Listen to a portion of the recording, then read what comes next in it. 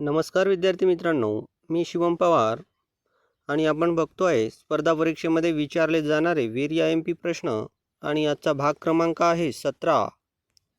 याआधी आपले एकूण 16 भाग झाले आहे आणि ते सर्व आपल्या चॅनलला अवेलेबल आहे. तेव्हा मित्रहो, आपल्या चॅनलला सबस्क्राईब करून ठेवा, म्हणजे आधी झालेले व्हिडिओ तसेच भविष्यामध्ये रोज जे येत आहे त्यांचं अपडेट तुमच्यापर्यंत पोहोचत राहील. आणि मेन म्हणजे मित्रहो, जर व्हिडिओ तुम्हाला आवडत असेल तर आपल्या गरजू मित्रांपर्यंत शेअर करा, व्हिडिओला लाईक करा. ही सर्व मेहनत तुमच्यासाठी आहे मित्रहो, तेव्हा तेवढा सपोर्ट तुम्हाला करावंच लागेल. तेव्हा बघूया मित्रहो, आजचा पहिला प्रश्न क्रमांक 1. शक्तिपीठ महामार्ग, त्यालाच नागपूर गोवा महामार्ग या नावाने पण ओळखले जाते, एकूण किती जिल्ह्यातून जातो? बघा मित्रहो, शक्तिपीठ महामार्ग म्हणजेच नागपूर गोवा द्रुतगती महामार्ग एकूण किती जिल्ह्यातून जातो? पर्याय क्रमांक 1 आहे 10, पर्याय क्रमांक 2 आहे 12, पर्याय क्रमांक 3 आहे 8 आणि पर्याय क्रमांक 4 आहे 13. तर याचे योग्य उत्तर होईल मित्रहो पर्याय क्रमांक 2, 12 जिल्ह्यातून जातो मित्रहो. बघा, जेव्हा समृद्धी महामार्ग 10 जिल्ह्यातून झाला आहे म्हणजे मुंबई नागपूर, तर त्यावर क्वेश्चन पडले होते मित्रहो. तर यावर पण नक्की क्वेश्चन येणार आणि त्यामध्ये आपल्याला त्या महामार्गाची लांबी जर विचारली तर ती येणार 802 किलोमीटर. म्हणजे शक्तिपीठ महामार्गाची लांबी जर विचारली मित्रहो तर ती येणार 802 किलोमीटर. किती जिल्ह्यातून जातो म्हटलं तर ते होणार 12 जिल्हे. आणि कोणत्या 2 ठिकाणांना जोडतो म्हटलं तर पवनार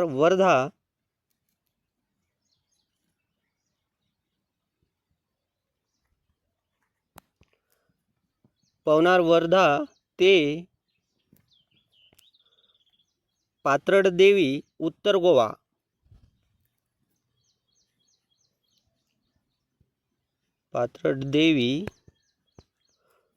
उत्तर गोवा म्हणजे गोवा राज्यामधील उत्तर गोवा नावाचा जो जिल्हा आहे तेथील पाथर्डीपर्यंत आणि सुरुवात आहे पवनार वर्धा जिल्ह्यातून. जर 2 ठिकाणाबद्दल विचारलं मित्र हो तर ते होईल पवनार वर्धा पासून ते पाथर्डी उत्तर गोवा. आणि किती जिल्ह्यातून जातो तर 12 जिल्हे.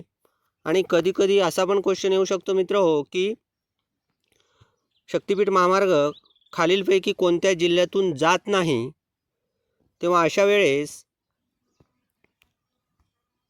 आपल्याला ते 12 जिल्हे तोंडपाठ पाहिजे आणि ते पाठच करायचे आहे मित्र हो. 12 पैकी 3 वेगळे दिले जातील आणि एक जो असेल तो वेगळा असेल की त्यामधून तो शक्तिपीठ महामार्ग जाणार नाही. म्हणून ते 12 जिल्हे कोणते? तर वर्धापासून सुरुवात करायची. वर्धा, यवतमाळ, हिंगोली, नांदेड, परभणी, बीड, लातूर, उस्मानाबाद, सोलापूर, कोल्हापूर, सिंधुदुर्ग आणि उत्तर गोवा. गोव्यामधील कोणता जिल्हा? उत्तर गोवा. अशा 12 जिल्ह्यांना जोडणारा हा शक्तिपीठ महामार्ग आहे मित्रो. थोडासा गुगलला सर्च करून याच्याबद्दलची थोडी डिटेल काढून घ्या तुम्ही. याच्यावरचा 100% प्रश्न येणार म्हणजे येणार. प्रश्न क्रमांक 2 बघा. नागपूर कराराचे परिणाम म्हणून दरवर्षी हिवाळी अधिवेशन नागपूरमध्ये घेण्यात येते. हा करार कधी करण्यात आला? आपणा सर्वांना माहीत आहे मित्रो की 3 अधिवेशनमधून हिवाळी अधिवेशन हे महाराष्ट्र सरकारचे नागपूरमध्ये भरवले जाते किंवा आयोजित करण्यात येत आहे. तर ते नागपूर कराराचा परिणाम आहे, नागपूर करारानुसार आहे हे आपल्याला माहीत आहे. पण तो नागपूर करार कधी करण्यात आला असा जर प्रश्न पडला तर त्याचे योग्य उत्तर काय होणार? तर त्याचे योग्य उत्तर होणार मित्र हो 28 सप्टेंबर 1953. पर्याय क्रमांक 2. तर नागपूर करार कधी पार पडला? तर 28 सप्टेंबर 1953. आणि हा संयुक्त महाराष्ट्रासाठी करार झाला होता हे आपल्या सर्वांना माहीत आहे.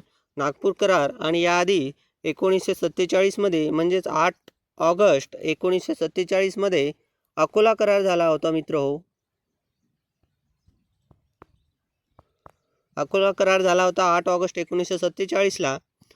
तर तो सक्सेस झाला नाही. तर पुन्हा नंतर अजून 28 सप्टेंबर 1953 रोजी पुन्हा एक करार करण्यात आला होता आणि त्यानुसार संयुक्त महाराष्ट्राची स्थापना करण्यात आली आणि हे निकष टाकण्यात आले होते की कम से कम सरकार काही कालखंडासाठी वर्षातून हे नागपूरला नागपूरला येणार. जसं की मुंबई ही महाराष्ट्राची राजधानी ठरली होती, परंतु सरकार काही काळापुरते वर्षातून हे त्यांचं पूर्ण गव्हर्नमेंट नागपूरवरून चालवणार, विदर्भातून चालवणार असं निकष टाकण्यात आले होते आणि त्यानुसारच हिवाळी अधिवेशन हे नागपूरमध्ये घेण्यात येते हे आपल्याला माहीत आहे.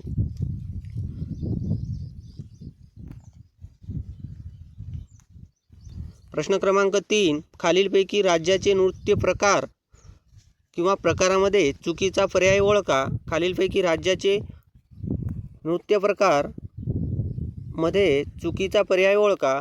बघा, एकला आहे तमिळनाडू भरतनाट्यम. तर तमिळनाडूचं नृत्य प्रकार हे भरतनाट्यम आहे, हे इथे बरोबर होईल. केरळचं कथकली हे पण बरोबर आहे. आंध्र प्रदेशचं कुचिपुडी हे पण इथे बरोबर आहे. कर्नाटकचं गंभीरा नाही आहे मित्र. कर्नाटकचं आपल्याला माहीत आहे यक्षगान.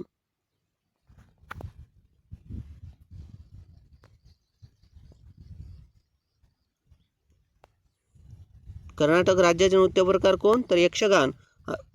मग हा गंभीरा कशाचा आहे? तर गंभीरा आहे पश्चिम बंगालचा मित्र. बघा, जर NTPC SSCची एक्झाम तुम्ही देत असाल तर असे नृत्य प्रकार वगैरे विचारला जाते, तेव्हा हा पण क्वेश्चन IMP आहे मित्र, लिहून घेऊ शकता तुम्ही. प्रश्न क्रमांक 4 बघा, भारतातील एकूण किती राज्यांच्या सीमा पाकिस्तानाशी संलग्न आहे? हा सोपा क्वेश्चन आहे मित्र, पण तरी एक्झाममध्ये आपण अशा प्रश्नामध्ये पण छोट्या छोट्या चुका करून बसतो. तर आपल्या सर्वांना माहीत आहे 4 राज्यांची सीमा ही पाकिस्तानला लागून आहे किंवा संलग्न आहे. तर ते 4 राज्य कोणते? एक आहे गुजरात,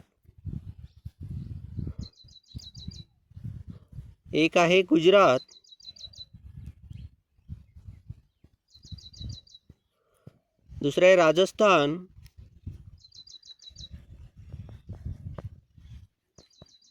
तिसरा आहे पंजाब आणि चौथा आहे जम्मू आणि काश्मीर. ठीक आहे. उत्तर होईल 4 राज्य किंवा फक्त राज्य म्हटलं, इथे जर राज्यांच्या आधी फक्त राज्य असा जर उल्लेख असेल तर फक्त 3 राज्य येणार, कारण की जम्मू काश्मीर हा केंद्रशासित प्रदेश बनला आहे. इथे ऑरमध्येच क्वेश्चनमध्ये राज्य आणि केंद्रशासित प्रदेश असा प्रश्न असायला हवा होता, तेव्हा ते 4 उत्तर बरोबर असतं. हे थोडं करेक्शन करून घ्यायचं मित्र.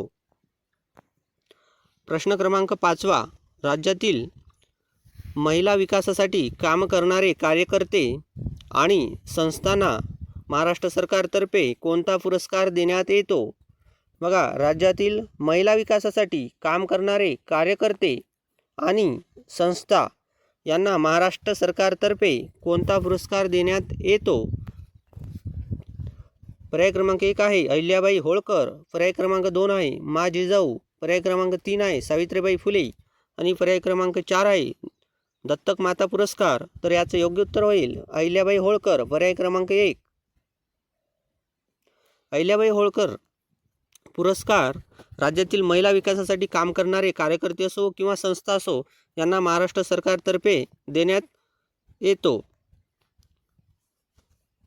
प्रश्न क्रमांक 6 बघा, योग्य जोड्या जुळवा.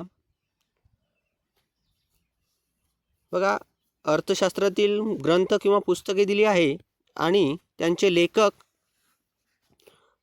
हे बाजूला दिले आहे, यांची आपल्याला जोडी जुळवायची आहे मित्र. बघा, अर्थशास्त्र हे पुस्तक किंवा ग्रंथ कोणी लिहिले आहे? तर आपल्याला माहीत आहे चाणक्य, म्हणजे अला येणार 2.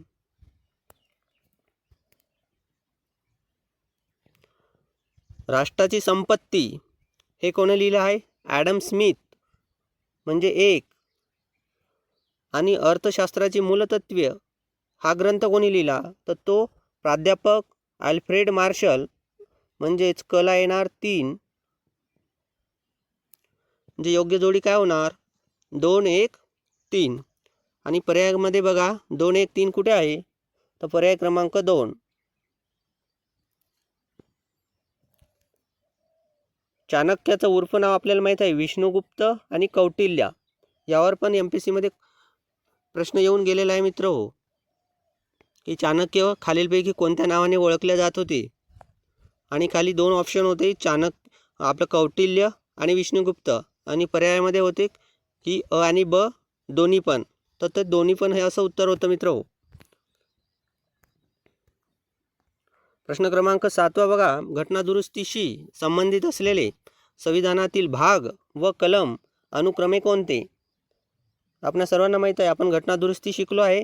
तर घटनादुरुस्ती संविधानातील कोणत्या भागामध्ये दिली आहे किंवा उल्लेख कोणत्या भागामध्ये आहे घटनादुरुस्तीचा आणि कोणत्या कलमामध्ये घटनादुरुस्तीबद्दल सांगितलेले आहे किंवा दिले आहे?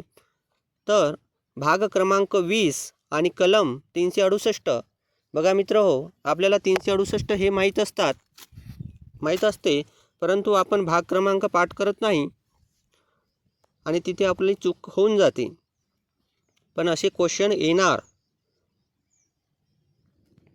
का की आधी पण आलेले आहे. प्रश्न क्रमांक 8 बघा, अर्थव्यवस्थेतील संयुक्त क्षेत्र बॉट म्हणजेच काय? या बॉटचं लॉंग फॉर्म विचारला आहे मित्र हो. बॉट काय आहे? तर अर्थव्यवस्थेतील ते संयुक्त क्षेत्र आहे. संयुक्त क्षेत्र आपण बघितले आहे, PPP आहे, आणखी बॉट आहे. ते बॉटचं लॉंग फॉर्म काय विचारलं आहे? लॉंग फॉर्म काय आहे हे विचारलं आहे. बघा पर्याय क्रमांक 1 आहे बिल्ड, ऑपरेट आणि ट्रान्सफर. 2 आहे बाय, ऑपरेट आणि ट्रान्सफर.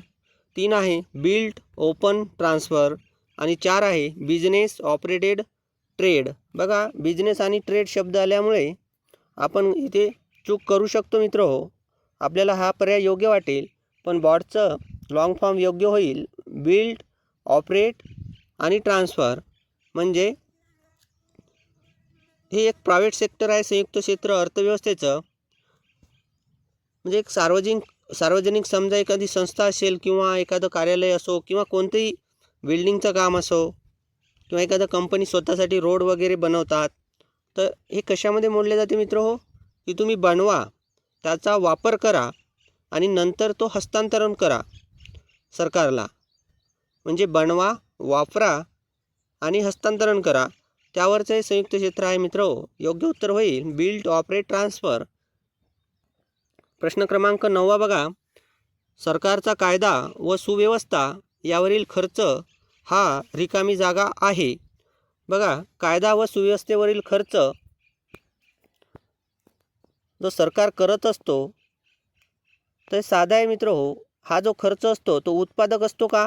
तर नाही, तो उत्पादक नसतो. तेव्हा पर्याय क्रमांक 1 गेला.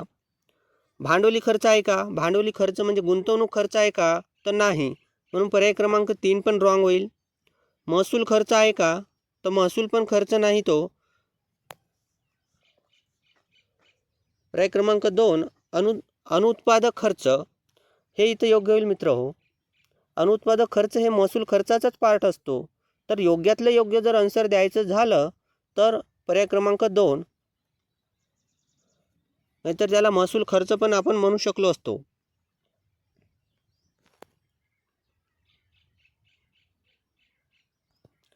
प्रश्न क्रमांक 10 जलविद्युत केंद्रांमध्ये होणारे ऊर्जा रूपांतर ओळखा. जलविद्युत केंद्र म्हणजेच मित्र हो हायड्रॉलिक पॉवर प्लांट.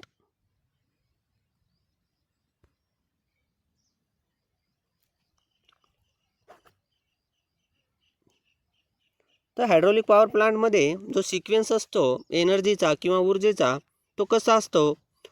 तर डॅममध्ये पाणी साठलेलं असतं, म्हणजे त्याच्यामध्ये असते स्थितीज ऊर्जा. साठलेल्या पाण्यामध्ये कोणती ऊर्जा असणार? स्थितीज ऊर्जा. नंतर त्याला ऊर्जेला पाईपद्वारे गतिमान करण्यात येते, पाईपद्वारे एखाद्या टर्बाईनवर किंवा आपल्या जनरेटरच्या टर्बाईनवर किंवा फॅनवर तो पाणी टाकल्या जाते. नंतर तो फॅन फिरतो, म्हणजे तिथे नंतर स्थितीज ऊर्जेनंतर गतिज ऊर्जेच रूपांतर होते आणि नंतर फॅन फिरल्यानंतर तो पुन्हा नाही का टर्बाईनला फिरवतो आणि टर्बाईनमध्ये विद्युत ऊर्जा निर्माण होते.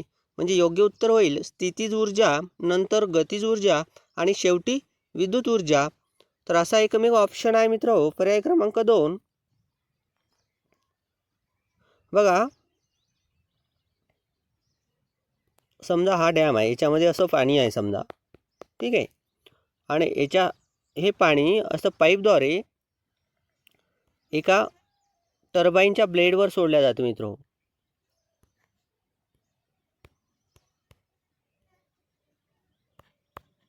नंतर हा टर्बाईन फिरणार आणि हा टर्बाईन स्वतः फिरताना जनरेटरला फिरवतो आणि जनरेटरमधून विद्युत निर्माण होणार. तेव्हा शेवटी कोणती ऊर्जा येणार? विद्युत ऊर्जा. आणि सर्वात आधी कोण? तर पाण्यातली स्थितीज ऊर्जा. आणि मध्ये ब्लेड फिरणार म्हणजेच टर्बाईन फिरणार, ती होणार गतिज ऊर्जा.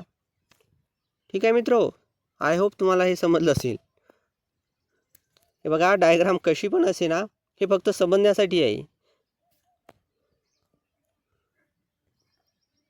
प्रश्न क्रमांक 11. आर्थिक न्यायाचे तत्व हे भारतीय राज्यघटनेच्या खालीलपैकी कोणत्या दोन्ही भागात समाविष्ट केलेले आहे?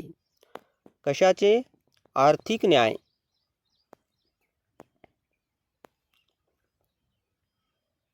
आर्थिक न्यायाचे तत्व कशामध्ये दिसून येते संविधानामध्ये? बघा, आर्थिक न्याय बघा, तर एक आहे राज्यघटनेतील उद्देशिका म्हणजे सरनामा. त्यामध्ये उल्लेख आहे ना, राजकीय, आर्थिक. जेव्हा आपण संविधान शाळेमध्ये म्हणायचो त्यामध्ये उल्लेख असतो ना, राजकीय, आर्थिक, न्याय, राजकीय न्याय. ठीक आहे, त्यामध्ये आर्थिक न्याय दिला आहे म्हणजे सरनामा येणार. आणि दुसरं आहे मार्गदर्शक तत्वे. आपण मार्गदर्शक तत्वाचा अभ्यास केला आहे संविधानाचा. त्यामध्ये पण ते संस्था म्हणजेच राज्यांसाठी एक प्रकारचं काय आहे, त्याला आपण म्हणूया की त्यांना असं रस्ता दाखवतात संविधान, की तुम्हाला जनतेसाठी काय करायचं आहे, काय नाही. त्यांना मार्गदर्शक करतात. सरकारला मार्गदर्शक ठरणारे ते तत्वे आहे. म्हणजे त्यामध्ये पण आर्थिक न्यायची झलक आपल्याला बघायला मिळते. तेव्हा योग्य उत्तर होईल राज्यघटनेतील उद्देशिका आणि मार्गदर्शक तत्वे, पर्याय क्रमांक 1. पर्याय क्रमांक 2 बघा, राज्यघटनेची उद्देशिका आणि मूलभूत हक्क. बघा, मूलभूत हक्कमध्ये आर्थिक न्याय नाही म्हणू शकत आपण. आर्थिक हक्क जरी असले पण न्याय हे स्वतःला आपण कसं देणार? न्याय तर गव्हर्नमेंटच देणार आहे ना, सरकारच देणार आहे, संस्था देणार आहे सरकारी. आणि मूलभूत हक्क हे नागरिकांचे आहे, नागरिक स्वतःला न्याय नाही देऊ शकत. तेव्हा मूलभूत हक्क इथे येणार नाही. पर्याय क्रमांक 3, मूलभूत हक्क आणि मार्गदर्शक तत्वे, हे पण रॉंग होईल, कारण की इथे पण मूलभूत हक्क आहे. 4 मध्ये मूलभूत हक्क आणि मूलभूत कर्तव्य, तर इथे पण नाही आहे. कर्तव्य आपल्याला दिलं आहे का, की आपण वेळ पडले तर संपत्तीचं दान करायचं देशासाठी वगैरे, असा कर्तव्य दिला आहे का? तर नाही. तर मूलभूत कर्तव्य पण येणार नाही. साधं मतदानाचं कर्तव्य पण टाकलेलं नाही आहे मित्र हो. आणि कधी कधी क्वेश्चन MPSC मध्ये विचारले जातात की खालीलपैकी कोणते कर्तव्य आपल्या राज्यघटनेमध्ये किंवा संविधानामध्ये दिलेली आहेत. आणि त्यामध्ये एक चुकीचा पर्याय असतो, नेहमी असतो, तो असतो मतदानाचा किंवा कर भरण्याचा. हे 2 ऑप्शन तुम्हाला तशा क्वेश्चनमध्ये बघायलाच मिळतात. परंतु कर भरणे किंवा मतदान करणे अशा प्रकारचे कर्तव्य संविधानामध्ये दिलेले नाही आहे. चला पुढे, पर्याय क्रमांक 12. एक काम 10 दिवसात व B ते काम 15 दिवसात पूर्ण करतो. एक काम 10 दिवसात व B तेच काम 15 दिवसात पूर्ण करतो. दोघांनी काम सुरू केल्यानंतर काम पूर्ण होण्याच्या 5 दिवस आधी A काम सोडून गेला तर उर्वरित काम एकटा B किती दिवसात पूर्ण करेल? बघा, A हा 5 दिवस आधी सोडून जातो आहे ते आपण नंतर बघू. सुरुवातीला आपण असं समजूया की ते दोघे मिळून काम करत आहेत. तर ते दोघं मिळून काम करतील तर त्यांना किती दिवस लागेल ते एक काम संपवण्यासाठी. बघा, जर एने ते एकट्याने काम केले असते तर त्याला 10 दिवस लागले असते आणि बीने जर एकट्याने काम केले तर त्याला 15 दिवस लागतात. म्हणजे दोघा मिळून किती, तर आपण अशा याच्यात काय करत असतो, हे 10 आणि हे 15 याचा लसावी काढत असतो आणि तो येणार 30. म्हणजेच 30 दिवसात एकूण किती काम करणार, एक काम करायला 10 दिवस, म्हणजे 30 दिवसामध्ये ए करणार 3 काम आणि बी 30 दिवसात किती काम करणार, तर तो करणार 2 काम. म्हणजेच दोघा मिळून 30 दिवसामध्ये किती काम झाले, 5. म्हणजे एक काम करायला किती दिवस लागतात दोघा मिळून, फक्त 6. ठीक आहे. आता मला सांगा, आता येऊया आपण इकडे. ए हा 5 दिवस आधीच गेला. म्हणजे जेव्हा ते दोघे मिळून काम करत होते त्यांनी जर 6 दिवस काम केले असते तर काम पूर्ण झालं असतं, दोघांनी मिळून जर केलं तर. परंतु ए हा काम संपायच्या आधी म्हणजे 6व्या दिवशी काम संपत होता, त्याआधी 5 दिवस आधीच तो काम सोडून गेला. याचा अर्थ त्याने फक्त 1च दिवस काम केलं आहे. ठीक आहे. आणि एका दिवसाचं काम दोघांचं किती होणार, 1/6. किती होणार, 1/6. कारण की टोटल 6 दिवस लागणार. एका दिवसाचं काम 1/6 म्हणजे उरलेलं काम किती राहणार, 5/6. एवढं काम दोघांनी मिळून केलं आणि एवढं काम शिल्लक राहिलं. आता हे काम कोण करणार, तर बी करणार. तर आपल्याला माहीत आहे एक काम करायला बीला 15 दिवस लागतात. तर 5/6 एवढं काम करायला बीला किती दिवस लागणार, तर 5/6 गुणिला 15. आणि याला जर आपण सॉल्व केलं मित्र हो, तर बघा 3 दोणी 6 आणि 3 पाची 15, 5 25 भागीला 2 ते येतील 12.5 दिवस. तर उरलेलं काम किती दिवसात बीने पूर्ण केलं, तर ते केलं 12.5 दिवसात. आणि इथेच प्रश्न जर फिरून विचारला म्हणजे बीने सुरुवातीपासून किती दिवस काम केले, तर बीने सुरुवातीपासून 13.5 काम केले, 13.5 दिवस काम केले बीने. ठीक आहे. आणि एने किती दिवस काम केले, 5 दिवस आधी सोडून गेला, पण किती दिवस काम करू लागलं त्याने बी सोबत, तर 1 दिवस. ठीक आहे. कारण की 6 दिवसात तर पूर्ण होणार होता आणि तो 5 दिवस आधी गेला, याचा अर्थ त्याने 1च दिवस काम केलं आहे. बीने टोटल किती काम केलं, तर 13.5 दिवस काम केलं आहे. आणि उरलेलं काम किती दिवसात केलं, तर ते होणार 12.5. प्रश्न क्रमांक 13. 2 भागीदारांच्या भांडवलाचे गुणोत्तर 3:4 असून त्यांना मिळालेल्या नफ्याचे गुणोत्तर 6:5 आहे, तर त्यांच्या भांडवलाच्या मुदतीचे गुणोत्तर काय. बघा, भांडवलाचे गुणोत्तर म्हणजे त्यांची गुंतवणूक किती प्रमाणात आहे, 3:4. ठीक आहे. आणि नफ्याचे गुणोत्तर किती आहे, 6:5.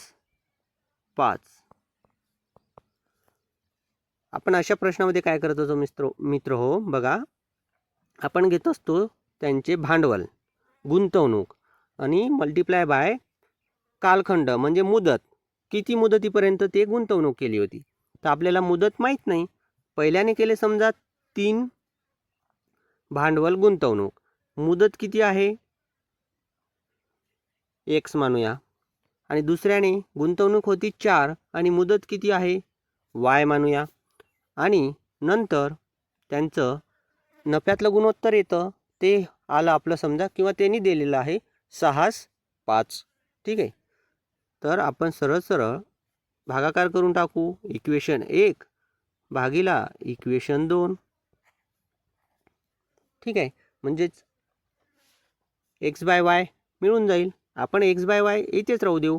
हा 4 जाईल इकडे आणि हा 3 येणार इथे खाली आणि 3 आणि 6चा 6 भागीला 3 म्हणजे 3 दोन्ही म्हणजे 4 दोन्ही 8 भागीला 5 म्हणजेच 8 5 8 पर्याय क्रमांक 4. समजलं का मित्रो?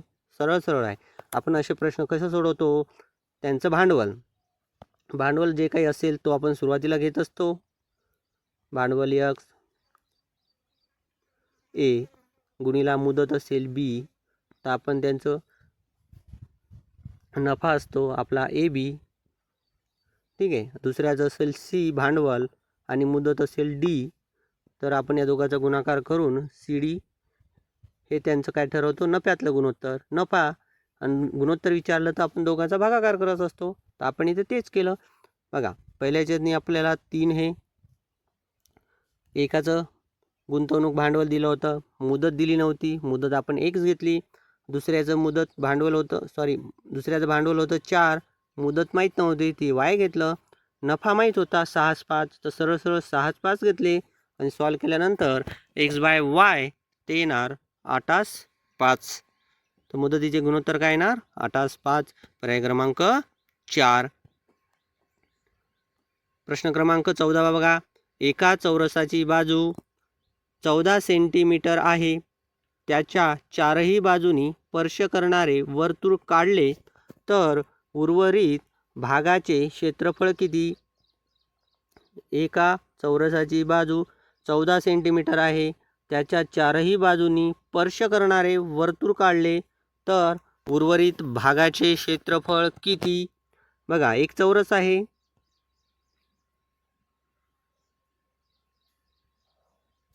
ठीक आहे. या चौरसाच्या 4 बाजू म्हणजे ह्या, आणि या चारही बाजूंना स्पर्श करणारा वर्तुळ जर काढायचं असेल तर तो वर्तुळ आपल्याला आतमधूनच काढावं लागेल. बाहेरून काढला तर तो स्पर्श होणार नाही बाजूला. ठीक आहे. तर आतमधून आपण वर्तुळ काढून घेऊ.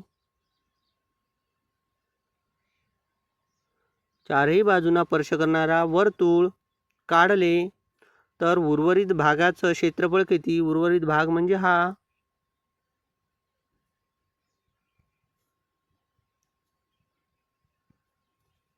बघा, याचं क्षेत्रफळ विचारलं तर यासाठी काय करावं लागेल? पहिल्यांदा आपल्याला या चौरसाचं क्षेत्रफळ काढून घ्यायचं सरळ सरळ आणि वजा सर्कलचं, म्हणजे हे पूर्ण चौरस आणि त्यामधून या वर्तुळाचं क्षेत्रफळ काढलं तर उरलेलं हेच उरणार ना. तर चौरसाचं क्षेत्रफळाचं सूत्र काय असतं? बाजूचा वर्ग. ठीक आहे. बाजूचा वर्ग म्हणजे 14चा वर्ग. बाजू काय आहे? 14 सेंटीमीटर. म्हणजे 14चा वर्ग किती येणार? 14 गुणिला 14 ते इथं 196 चौरस सेंटीमीटर. याला चौरसाचे क्षेत्रफळ. आणि या मधातल्या वर्तुळाचे क्षेत्रफळ आपण काय काढत असतो? 22/7 म्हणजे पाय. ही झाली पायची किंमत आणि गुणिला r वर्ग. आता r आहे का आपल्याकडे? रेडियस आहे का? त्रिज्या आहे का? नाही. पण आपल्याला माहिती आहे इथून तर इथपर्यंत हे किती दिलं आहे? चौरसाची बाजू म्हणजे ती होईल 14, म्हणजे याची अर्धा भाग ती किती होणार? 7. म्हणजे रेडियस, त्या वर्तुळाचं रेडियस म्हणजे त्रिज्या किती झाली? 7. म्हणजेच वर्तुळाचे क्षेत्रफळ बरोबर आपण काय करत असतो? पाय r वर्ग घेतो. पाय घेतलं मी 22/7 गुणिला r वर्ग म्हणजे 7चा वर्ग म्हणजे 7 गुणिला 7 किती येणार मित्र? हो बघा, हा 7 या 7 सोबत कॅन्सल होणार. 22 साठी किती येणार? 7 दोन्ही 14शी 4 हाताला 1, 7 दोन्ही 14 ने 15 म्हणजे 154. म्हणजे या आतमधल्या वर्तुळाचे क्षेत्रफळ आले 154 आणि बाहेरच्या चौरसाचं क्षेत्रफळ आले 196 आणि याची वजाबाकी करून हे उरलेलं क्षेत्रफळ निघणार. वजाबाकी करा. बघा, 6तून 4 गेले 2, 9तून 5 गेले 4, 1तून 1 गेले 0, 42 म्हणजेच पर्याय क्रमांक 3. समजलं मित्रो? चला पुढे. प्रश्न क्रमांक 15. मयुरी सकाळी ग्रंथालयामध्ये अभ्यासासाठी बसली असताना खिडकीतून येणारे सूर्यकिरणामुळे तिची सावली तिच्या उजव्या हाताच्या दिशेने पडत होती. तर मयुरीच्या समोरील दिशा कोणती असेल? बघा, मयुरी सकाळी ग्रंथालयामध्ये अभ्यासासाठी बसली असताना खिडकीतून येणाऱ्या सूर्यकिरणामुळे तिची स्वतःची सावली तिच्या उजव्या हाताच्या दिशेने पडत होती. बघा, पडत होती. तर मयुरीच्या समोरील दिशा कोणती? बघा, मयुरी ग्रंथालयामध्ये बसलेली आहे आणि सकाळचा टाईम आहे आणि खिडकीतून सूर्यकिरण येतो आहे. बघा, सकाळी खिडकीतून सूर्यकिरण येत आहे म्हणजे खिडकी कोणत्या दिशेला असणार? पूर्व दिशेला. बघा, ही वरची आपली नॉर्थ असतं, ठीक आहे. खालची साऊथ, ही असतं वेस्ट आणि ही असतं ईस्ट, ठीक आहे. आता बघा, मयुरी सकाळी बसलेली आहे. सूर्यकिरण या साईडने येणार पूर्वकडून, ठीक आहे. ईस्टकडून येतं सूर्यकिरण म्हणजे खिडकी असणार इथे, ठीक आहे. याच्यातून सूर्यकिरण येत आहे आणि त्यामुळे तिची स्वतःची सावली हे वेस्टकडे म्हणजेच उजव्या हाताच्या डायरेक्शननं पडत आहे. म्हणजे सावली या डायरेक्शननं सावली पडेल ना तिची, कारण की इकडून सूर्यकिरण आहे, इकडे तिचा उजवा हात आहे. म्हणजे हा झाला उजवा हात आणि हा झाला